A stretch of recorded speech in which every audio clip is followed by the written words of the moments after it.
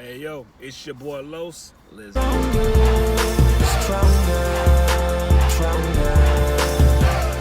Yeah, you got the money in your pocket. You walk into the clinic like this the only option. Adoption doesn't solve it, cause you don't wanna carry it. This is so embarrassing. You say it's not fair, I'm just 16. I'm scared to give my parents this big news. I swear they'll flip, I'm very sick and feel used. Raising a child, I can't cope with it.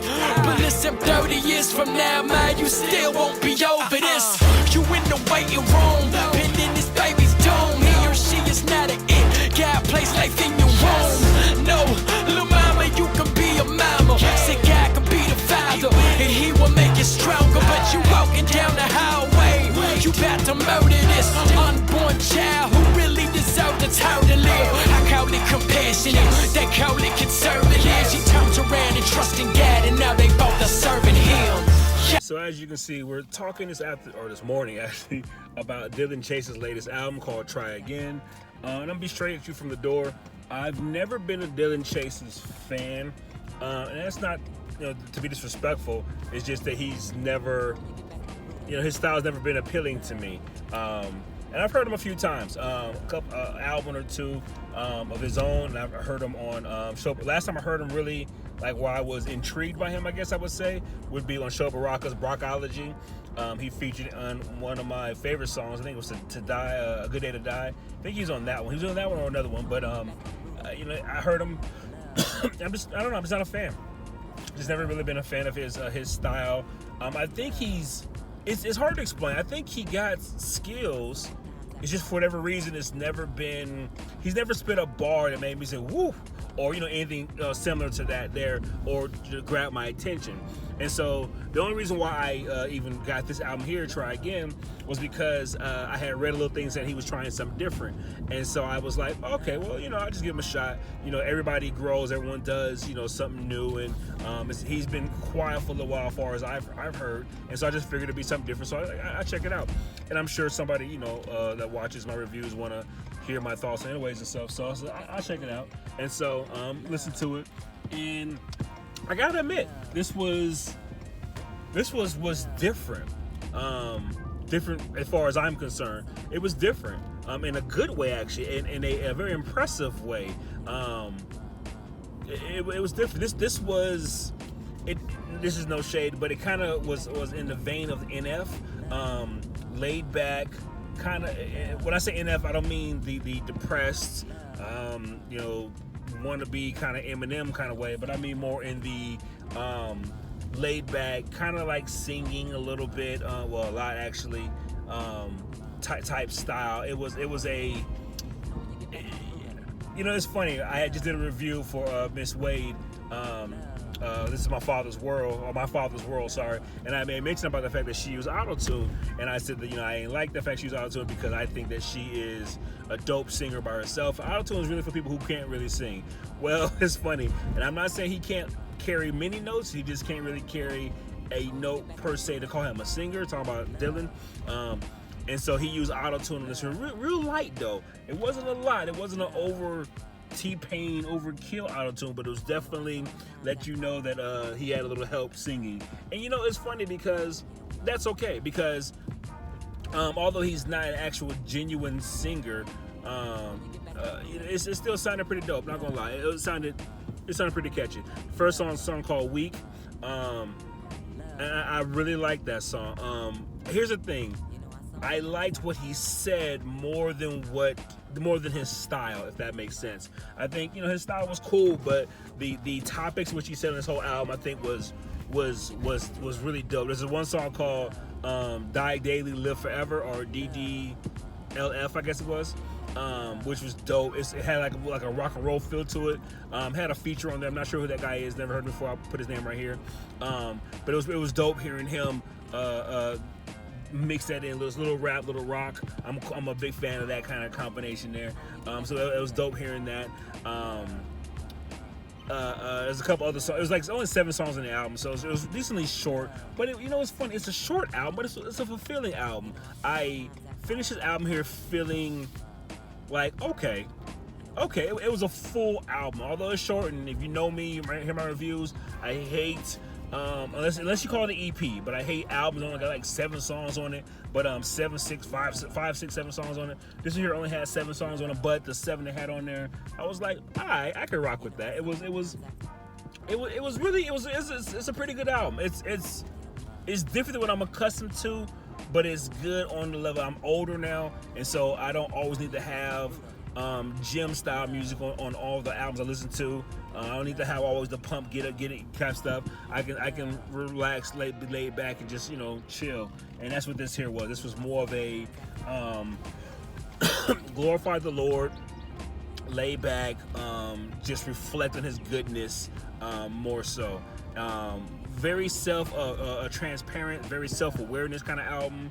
A lot of the songs are really just, like I said, my favorite song. Well, the first song is "Weak." Very, Lord, I'm weak. I need you. I can't do this by myself. I need your strength. Just pretty dope. There's a song in here though. If I had anything negative to say about this album here, right? There's a song in here called "Scars." Now, he does a great job of storytelling, right? On this song here, tells a story when he worked at the detention center. The Lord used him to give him an opportunity to preach the gospel to everybody there on the mic, and he rapped some songs in like that. And he does a great job of explaining this young lady he meets, who was cutting herself, and just basically just going through life, right? And he says something that I loved, right?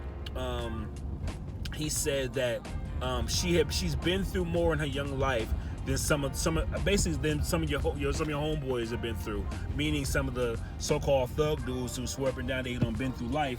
Yet he's saying that she done been through more life than they have ever experienced at her young age. And I didn't love that she's been through that, but I loved that because there's always this thought and this belief, right, that young people don't go through things, or actually Caucasian cats don't go through things. It's just black dudes, but yet universally we all wrestle with something, we always struggle with something. And so he did a good job of just painting the picture of her and her struggles, and him presenting the gospel and giving the impression that she heard it, what he was saying.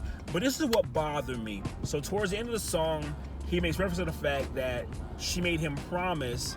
So after she pours her heart out to him about where she's at in her struggles, she made him promise, that he would come back, right? That he would basically come back and check on her, because in 2 months she'll be gone. Not gonna lie, I didn't really catch the meaning of that. Now, I didn't know if this is a detention center, so I wasn't sure if 2 months should be gone as opposed to she was getting out, or 2 months should be gone as far as she was gonna commit suicide, right? So I'm not gonna lie. So that part there, he just said 2 months I'll be gone, and then he says something. Basically, he didn't. It's been 4 years since that day, and he never got back to her. That really bothered me. I'm not gonna lie to you. That bothered me a lot, because, and this is him being transparent. I appreciate the transparency. Oops. Whoa, oh well.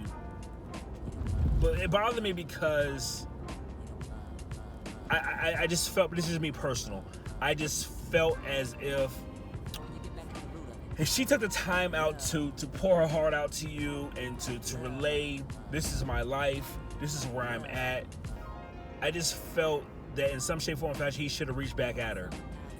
Not necessarily her, maybe, because whole male female thing, but the youth leader or a pastor or somebody, a reach back in some shape, form, or fashion, just to let her know that I appreciate you being honest with me. I gave you the gospel. I'm praying that the Lord use it in some shape, form, or fashion for His glory. You know what I'm saying? Just something. It just bothered me. It maybe just me personal, because I take that kind of personal, because I'm the kind of individual, if you follow me on facebook.com/reformbars, the guys there, they'll tell you, man, I get in their business, like, yo, what's good, what's going on, and then they pour their heart out to me about life and so on and so forth. I make it a point, my wife will tell you, I make it a point to reach back at them on a regular, like, yo, how's it going, man? We talk about X, Y, and Z. Are you good? And sometimes cats just want to hear it. They just want, sometimes dudes just want to know that someone cares. Like, yo, this is where my life is at. And I'm trusting you to pour this out to you. So they just want someone just to say, like, a couple days later, hey man, remember the talk we had the other day? Everything good with you? You know what I'm saying? And I was disappointed he didn't. I appreciate his honesty, but I'm just disappointed he didn't reach back at her just to check on her in some shape, form, or fashion. So however he could have done it, and that bothered me because of the importance of what she said and the importance of that, what that is, though. That's just the personal pet peeve with me. But overall, man, I thought it was a pretty dope album. I thought he did a really good job of just keeping the main thing, which is the beauty of who Christ is and our need for Him. The Die Daily song, man, that song got me, man, for real, because it is important for us to do so. Another song called Death to My Ambitions. Man, I love that song. Basically, oh no, I'm talking to my accomplishments. I'm so sorry. Death to My Accomplishments. Basically, just a reminder, man, that all that we accomplish is meaningless in the great scheme of things when it comes to the glory of who God is. And it reminds us that the end goal is bigger than us. It was just a beautiful song, man. Just a beautiful, beautiful song. I really appreciate that song there. Death to My Accomplishments. Killing pride, man. Killing sin. And just realizing that I'm here, and yeah, the Lord may use me for this, for that, use me for this, or that, or third, or whatever. But at the end of the day, the ultimate goal, man, is heaven and God's glory, and that's what it's all about. And I just really enjoyed that. Like I said, it's a dope album. Different than what I expected. I'm not gonna lie and say this kind of joint I'm gonna bump on a regular basis, but I definitely can see this being the kind of album that, as I'm cruising with the wife or just by myself chilling, whatever, and I just want to listen to a song that's kind of sort of hip hop ish, but it's gonna remind me of the Lord's beauty and just put me in a place of reflecting on Him. I think this would be a good album for that. I think this is gonna be a good album for me or for anybody who just needs a moment just to be reminded of God's goodness in a smooth, laid-back kind of way. Yeah, it's pretty dope, man. So yeah, once again, as I always say, man, especially when it comes to believers, please don't stream it, please don't YouTube it, man. Please cop this, man. Spend the money, necessary money. My man is married. A good song got about going home too, right? Which is dope, man. Starts off talking about. I'm sorry, I got really excited because I'm the same way with my kids. How I can't wait to get home to my kids when I've been gone out on working out of state or whatever. I can't wait to get home, man, to the wife and to the kids. And the song was talking about him and his son was out and about. They had to catch a flight back, and it was beautiful. He said that his son was basically holding them back, taking too long to get to the airport. And he said, like the father, I picked him up and carried him. It melted my heart, man. I was blessed to hear that. And then they get home, and just the embrace of the wife and his daughter too, so his son and the daughter, just the embrace of that, and just then it's a reminder at the end of the song. He's just a reminder of the fact that this is not our home. Our home is in heaven. This is not our home. Don't get too comfortable here. Enjoy here. Make the most of here. Praise God for here. But nevertheless, though, this is not home. So let's not forget we actually have a home to go to. We just rent space here, and I love that. I really enjoyed that. It was funny because the album it had to grow on me. I'm not gonna lie to you, because I'm not really accustomed to that style. But it had to grow on me. It had to really had listened to it a few times, and I mean the wife listened to it, and I really enjoyed this album, and I'm really shocked, like I said, because I haven't been a fan of him throughout the years. But this here was good, man. I really appreciate this album, and I think a lot had to do with just the fact because I'm in a place in my life where, I just want to reflect on God's goodness and on His love, and not always necessarily want to get up, but just want to just chill sometime and just thank God for His goodness. So dope album, man. Definitely encourage y'all to cop it. It's a good album, man. All right, y'all. Grace. Oh, so sorry. I almost forgot. He has a song on the album called, I think it's the second song, called Resurrection in Reverse. If you listen to that song there, right, and I'm not going to front, it's a good song. He did a pretty good job with it. So sorry. The reason why I say good song, pretty good song, did a pretty good job with it, is because if you know anything about Wrath and Grace, a cat named Result, he did it. I'm not gonna say he did it first. I'm not gonna say he did it first, but I'm gonna say Result killed it though. And Result on his song Elementary, I think it's called Elementary, song called Take It Back. Basically, he goes from the grave. He raps from the grave to Christ's birth. I think it's grave to Christ's birth. Basically, he does the whole. I think it's grave to Christ's birth. I haven't heard the song in a long time, but it's still a dope song though. And so it just does a great job. Just the Result's he's a monster. And so Result did that song there called Take It Back. So Dillon Chase did his version, which was dope. I'm not gonna lie, it was good. I'm not gonna say it was dope. It was dope. It was dope. I'm not gonna front. It was pretty dope, man, for real.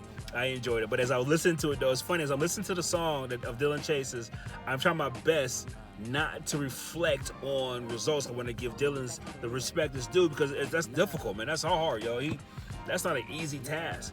So I was trying my best to give the respect due to Dillon's song, but I couldn't help but remember.